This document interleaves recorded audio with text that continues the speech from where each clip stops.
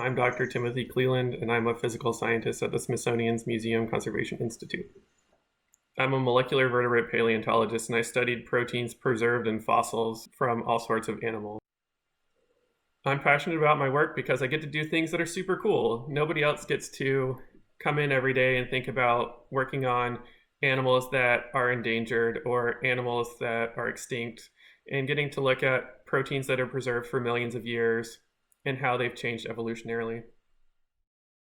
Being at the Smithsonian, I have access to this amazing collection of proteinaceous material, everything from animals floating in jars of ethanol to bones sitting in the museum collections that are just ripe for studying proteins in bone. And through this, we can answer all sort of questions that we didn't think were possible only a few years ago.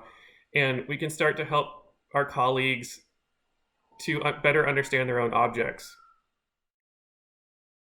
Working at the Smithsonian Museum Conservation Institute gives me a great opportunity to collaborate with other colleagues at the Smithsonian, including those at the National Museum of Natural History in both anthropology and the paleontology department, as well as with collaborators at the National Zoo and the Smithsonian Conservation Biology Institute.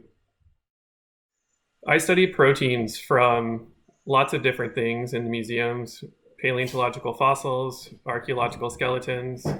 I work on art, things like paintings and sculptures that have proteins in them, as well as on proteins from zoo animals. Proteomics is the study of proteins and how they exist. Paleoproteomics is a subfield of proteomics where we can study archaeological and paleontological remains to look at protein sequences, changes that occurred inside the animal when it was alive, as well as ones that occurred after it died. Proteomics is really important to study in museum environments because huge numbers of our collections are composed of part or all protein material. Lots of objects made by humans incorporate proteinaceous material, whether that be things like feathers or bone, to any kind of skin. Additionally, we have large collections of organisms floating in ethanol solutions that are preserved for a long period of time, and proteins preserve really well in these solutions, so we can get a lot of information from these. We also have large collections of bones in paleontological and anthropological collections that can provide information about evolution or what's happening post-mortem in protein preservation. And so proteins really are this great avenue of gaining a lot of information.